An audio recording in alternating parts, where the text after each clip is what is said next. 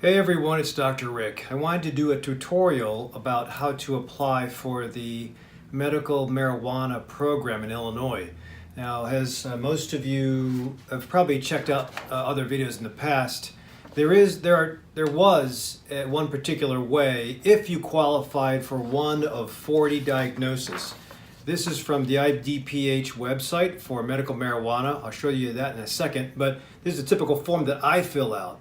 So I have to come up with, if I find enough information that puts you into one of these 40 diagnoses, this will get you the visit with me, and then I can approve once we have confirmation on those diagnoses, you applying for a 1, 2, or 3-year medical marijuana card.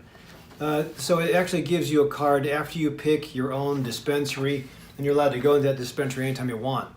Now, if you're disabled, you can also get a caregiver to do that. So I'll put some links down below about where to go. But this one in particular, in the last month of January, February, we have had the release of the OAPP.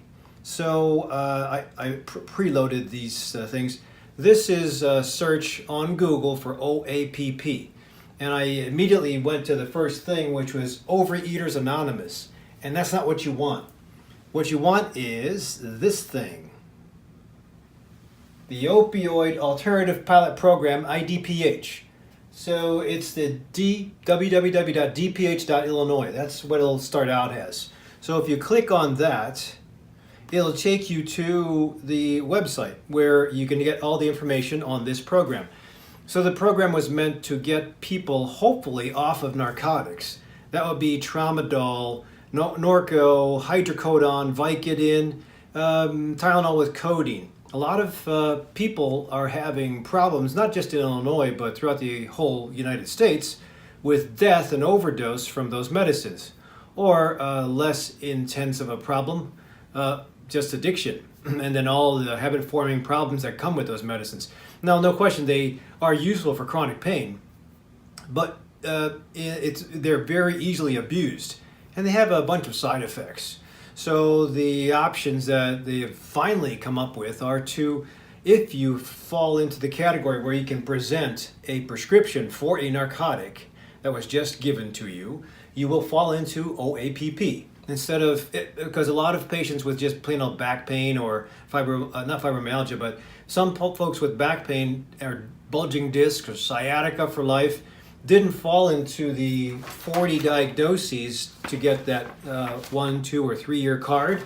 So this is just a pilot program, but it'll give you the options for a 90-day temporary pass for $10 too. At least that's what I see on the website. We're just starting this out. I've sent my first 2 patients through the website. So what you would do is, if you get on the Illinois IDPH website, you go over here to register for opioid. And when you hit that, it takes you to IntelliTracks. IntelliTracks will give you the options to register as a patient, or me. I've already registered and I'm an active physician. There's not many of us that do this, at least in my area. I know Northwestern doesn't allow their physicians to do it. I really think that's a shame. So I'm getting a lot of patients from the Northwestern community come over to me for certification, and that's okay. I don't have a problem with that. Even in the doctors in Advocate are also coming around, but a lot of them don't do integrative medicine, so they don't understand the ins and outs. And it's not just getting high. There's no way that I'm doing it for that. There's benefit to the medical cannabis plant, whether it's in leaf form, in oil vape form, in oil oral form, in oil syrup form, in topical form, in edibles, in patches, in gels.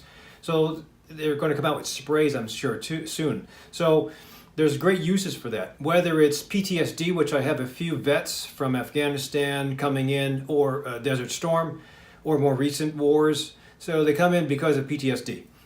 Sometimes the medicines for PTSD are a problem. So the only problem with my vets is that they're worried that if they get tested for drug use, it might turn positive. But I really think that the government's going to be okay eventually with that. Some DOT patients that have gone on to or have had PTSD or problems with sleep, less of a disease, but that can also be used if they qualify because of poor sleep from pain, poor sleep from PTSD. So THC in medical cannabis can be used to calm. THC can also be used to sleep. Certainly there are other things, but if you're on multiple medicines and you're trying to get off or curtail or wean down, I think it's a great option.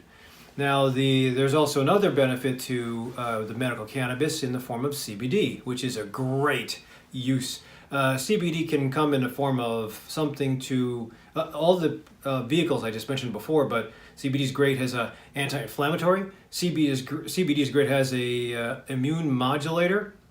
CBD also helps the THC in case there's a problem with anxiousness or PTSD or a panic attack. So they both help each other, but I specifically go with THC for initiating calm and then CBD for taking care of inflammation. So you would hit the patient registration bar and it would usually take you to this. And I've done a couple of things already. So when you register as a patient, I just pretended I'm a patient.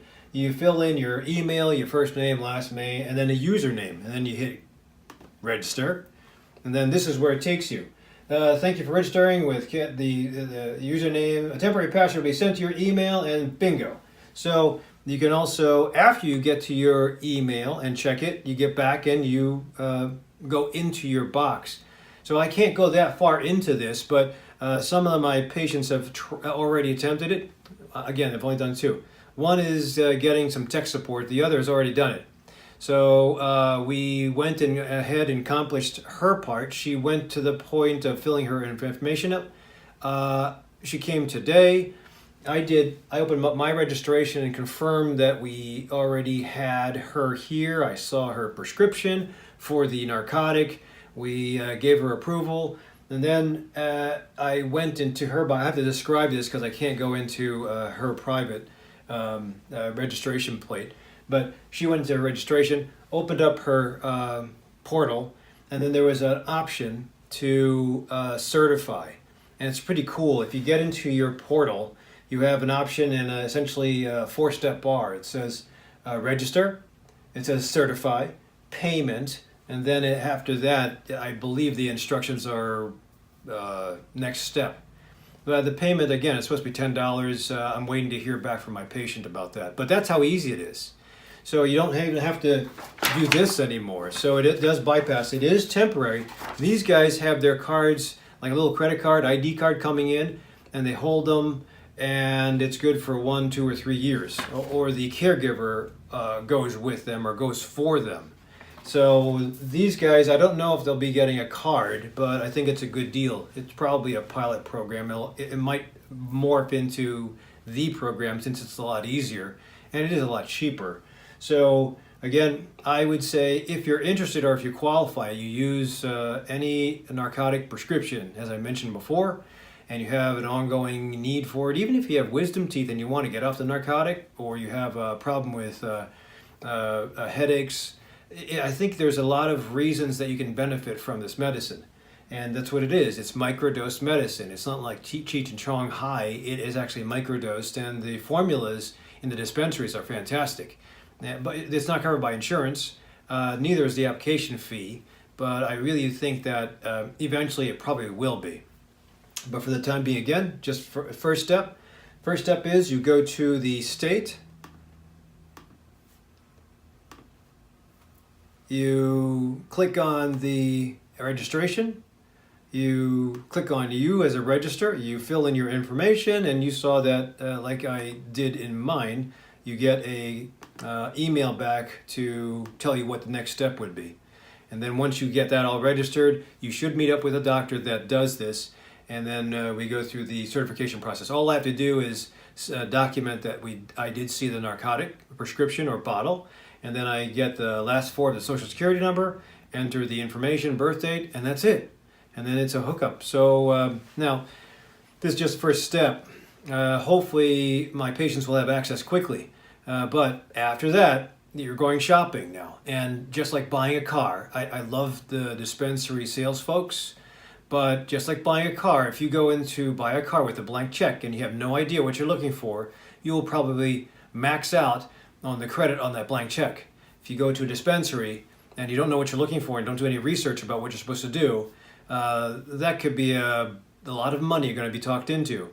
So they usually at the dispensary guide you properly as far as what you're looking for, how can we help you, what are your symptoms, have you ever tried this before, can you smoke, how's your lungs, do you have dry mouth, do you need joint pain control. So sometimes they won't, and that's where you come to me or some of my colleagues that are well versed in this.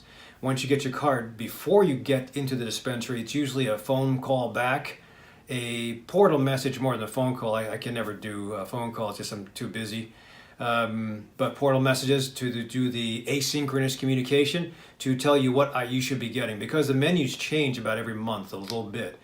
And if the menu changes from before, I can at least look on the dispensary's menu and say, okay, this is what I would probably do for arthritis. This is what I would probably do for insomnia. This is what I'd probably do for PTSD or panic attack or going on a plane. This is what I'd probably do for localized irritation. This is what I'd probably do for Crohn's disease. So there's a lot of applications for this thing. You have to be careful. This is very important medicine. It can be abused by loved ones, by animals. So you have to keep this lock and key. It's not just leaving your prescriptions on the table. So again, we try a little bit, not to the point of over drowsiness or feeling dizzy or high. We don't want that. Or tipsy. We don't want that. What we want is for inflammation patients to have a little bit of a decrease in their intensity, and then we keep on ramping up or dialing it in until there's a lot of a decrease in intensity of pain. And then I can wean off the pain pills or the muscle relaxers or sometimes the psychiatric medicines. If it is just a sleep issue or a panic attack, sometimes we can get folks to calm, we can get folks to get off their addictive Xanax, and then we can probably have them go into therapy. Therapy is always important as the next step. You're not just done taking this as a new medicine. You're supposed to use this as a segue into proper psychotherapy for your panic or your insomnia, calming practice, yoga, or proper physical therapy, occupational therapy, speech therapy, weight loss, exercise, getting back into walking outside without pain. These are all the highlights of trying to use this properly. It's not just medicine, not just another form of medicine to substitute for your addictive medicine. It's a natural herb that has very low side effects when used properly that can get you to different places. So hopefully this helps you put together an idea. If you're a caregiver or if you are interested, then you should do some more reading. Most of my patients that take advantage of medical cannabis, really you have to bounce it off me, but learn on your own. We're all learning how this plant is so useful. I think hemp is also just as good, but I just think this plant is outstanding because of the THC relationship. Hemp has CBD, it works well. Medical cannabis has CBD and THC, and they piggyback each other and accelerate each other. So thanks for watching up until this point, but share this if you have anybody that's on the fence as far as what to do or confused about what to do. Sometimes you can call the dispensaries that are closest to you that you're thinking about signing up with when you go either to the standard or to the OAPP. They might have some ideas, or they might be able to walk you through the application process.